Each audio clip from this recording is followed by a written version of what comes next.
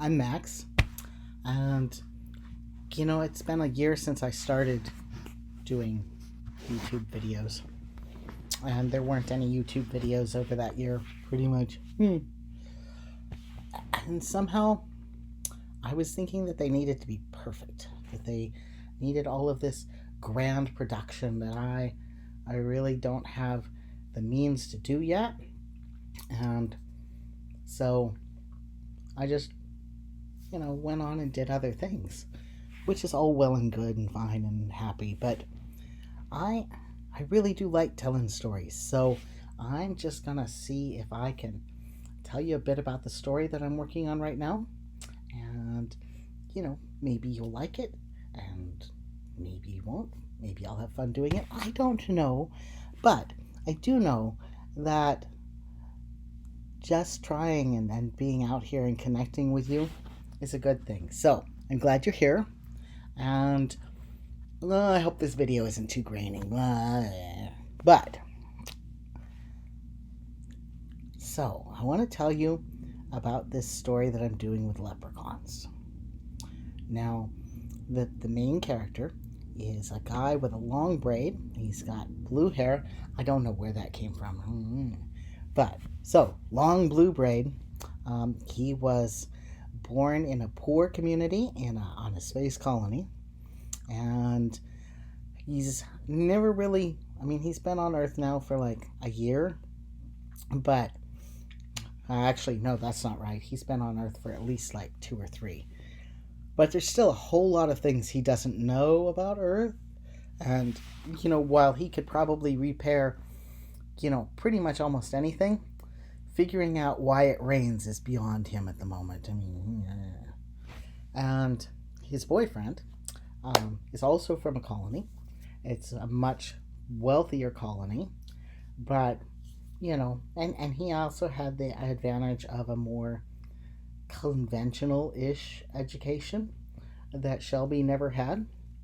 So there was some political conflicts, and both of them, when they were young, got involved in that, which was how they got to Earth. And when the political conflicts resolved, they were given foster homes, adopted families. Shelby was adopted into a pretty nice family. He's got a sister now who he adores.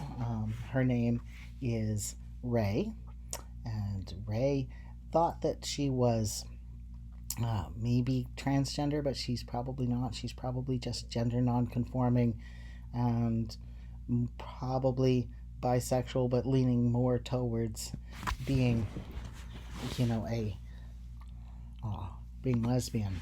She, at least in this story, she's particularly enthralled with a very nice lady named Precious. So they, one of the things that Shelby doesn't know a lot about is holidays, Earth holidays. And while they're all in community college and moving on with their lives and learning and stuff, for one, it's also a very nice community college, like totally bourgeois, which, here or there. But in this story, it's coming right up on St. Patrick's Day, and Shelby didn't know anything about that. There was this guy named Randy at the school who's been trying really hard to get Ray to notice him and to come and be his girlfriend.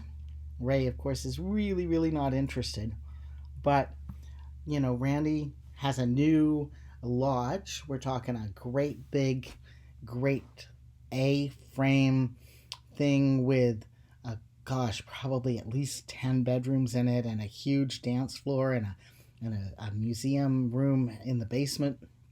And he wants to have a party and invite everybody over and do the weekend party thing. And to impress Ray, he's like, oh, and of course, bring your brother and his boyfriend and their other friend, and bring whoever you like. Just come on. I just love to have you around, right? And so Ray isn't really all that terribly excited about going, but it's going to be a party and it's going to be fine. So they all go to Randy's lodge, which is on Randy's family estate and kind of remote. It feels like it's out in the forest and it's cut off and very fancy and posh and all those lovely things. And, as they're having dinner, that was the first event. They all arrive very late in the afternoon and mill around for a little while and then have some dinner. And so dinner was had by all. Very, very fancy. Apparently it was pate and kale and fancy bourgeois things. But there was an open bar, and it didn't take too long. Ray is a little drunk, and, Chang is a little drunk, and Shelby's drunk, and Kane is drunk. Everybody's just a little bit drunk. Not really bad, just kind of buzzed. There was a lot of free alcohol, to be honest.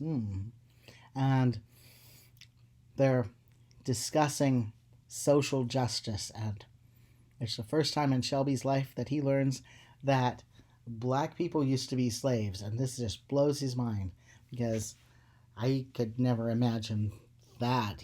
They're from the future, right? It's for at least our future. They're from a future to us, and he thought the only people that other people didn't like were people from the L2 cluster, poor people. Shelby's very much intense about the whole not liking bourgeois folk, which is highly ironic because he got adopted into a very, very bourgeois family. And eventually Randy comes over and starts talking to him, and it's just a peaceful evening. Randy's bragging about how he's got a real leprechaun on the wall, and it used to be alive, and it's like this leprechaun, oh my god, and all of the leprechaun's gold is on the walls, and you can come down into the basement tomorrow. There's going to be a special opening. They're going to be the first people to ever come in and see it. And isn't it wonderful that he's got leprechauns? You ever seen those movies from the 80s? I mean, not that this is going to be like that, but I just don't imagine that it's going to come out as good as he thinks. So Shelby is, of course, what the hell's a leprechaun, right? But nobody has a moment to answer that, and the party kind of winds down, and everybody goes off to their rooms. Oh, and I didn't mention, one of the things that's going on with Shelby is that Ray got him like 5 months ago to go to a protest, which Ray's a poli-sci major and Shelby is a general ed major because he hasn't picked yet. But Ray got him to come to a protest. The protest turned into a riot, and oh my god, that just didn't come out good at all. Because at one point there was this cop, and he was about to whack Ray right over the head, and Shelby's like, I can't have that happening. So he threw some stuff at the cop, and then the cop turned on him, and then he got smacked in the head.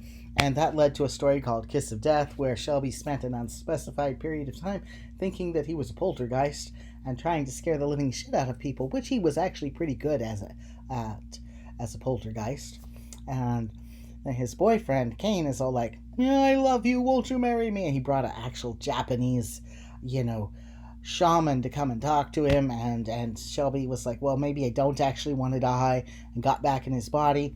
And was this really lovely scene where his adopted mom is sitting by his bedside painting his nails, because sometimes she's a bitch, and that's how that goes. And if you're going to be in a coma when you don't have to be in a coma, somebody might paint your nails funny colors. So Maureen gets up and turns around, and she can see him, and he's doing this whole scary, creepy poltergeist thing with blood dripping out of his eyes and being all like, I'm scary. And she's like, you're not fucking scary. Come here. And grabs him in a hug, and you're my son, and I love you. And he's like, I'm terrifying. And she's just like, no, you're not terrifying. You're depressed, and you've had issues and traumas, and you seem to think that the world is like you're going to live, you're either on the sun or you're going to live on a black hole, but you don't, that's not what life is. You have to live on the planet, and some days are good and some days are better and some days are worse, but it's always habitable. It's just the planet, and it's depression that makes you think that you should either live on the sun or in a black hole. And in any case, so while Shelby was being a poltergeist, on the way to the hospital when they first picked him up, he had a stroke. So when he wakes up, his left side is partially paralyzed, which he did not enjoy. And it's like, oh my God. And so here we are, like 5 months later, and they are at a St. Patrick's Day party, and he has got a very high-tech wheelchair. But as the party breaks down, he's not wanting to go up those stairs, so he and Kane decide to go sleep out in the yard, which, you know, they've slept rough a lot in the past, and to be fair, they've been living in real nice places for months now, so sleeping rough is not really what they would have liked to do. So, but they're out there and just kind of hanging out, and Randy comes out and he's like, "What are you doing out here? Why are you sitting on a blanket? And why did you order burgers? I just fed you dinner." And Shelby's like, "Well, yeah, that was like pate and kale, and I'm still hungry."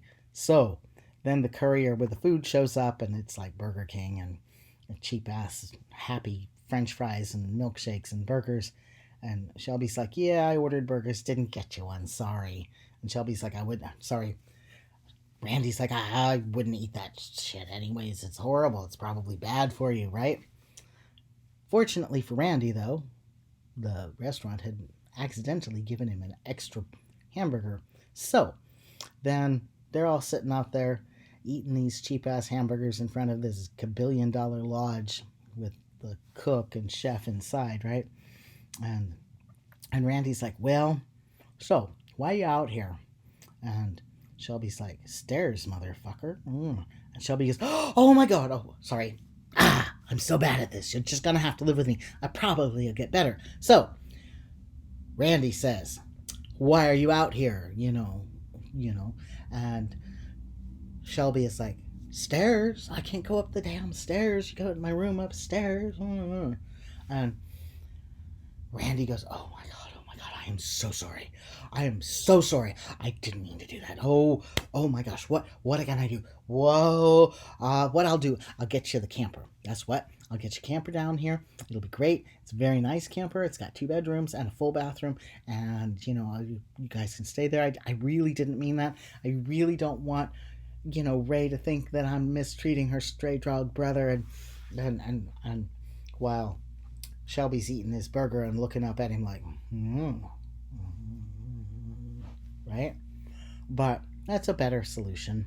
And so Randy makes it so that the camper is brought down by the servants and things.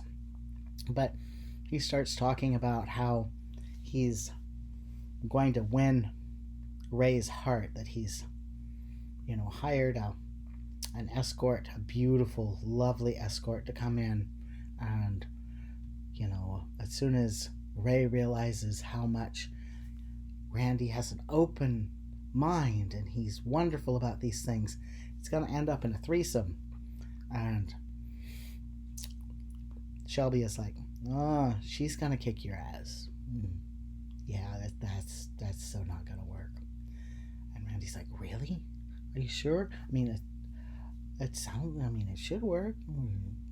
She likes girls. I like girls. It's going to be great." And Kane is like, "Yeah, she's going to kick your ass." So eventually Randy gets tired of hearing about how his plans are not good and goes back in, and Kane and Shelby climb up into the camper, and they pick their go bag, which is full of things that you probably shouldn't take to a St. Patrick's Day party, into the camper with them. Things like night vision goggles and firearms and just all kinds of useful tools, because they come from a very stressful background, and it's better to be prepared. So Shelby's like, "I'll take first watch. you go ahead and get some sleep, and just go ahead and sleep, and I will wake you up in a while. And Kane is like, okay, fine, because he's got to sleep a bit, and he knows that Shelby's too hyped to sleep anyways. So and that is where the story ends. Well, the story doesn't end. I got plenty more story, but I want to see how this goes. So that's chapter 1, and then I'm going to introduce Precious to you in the next chapter and tell you all about how Ray felt about her.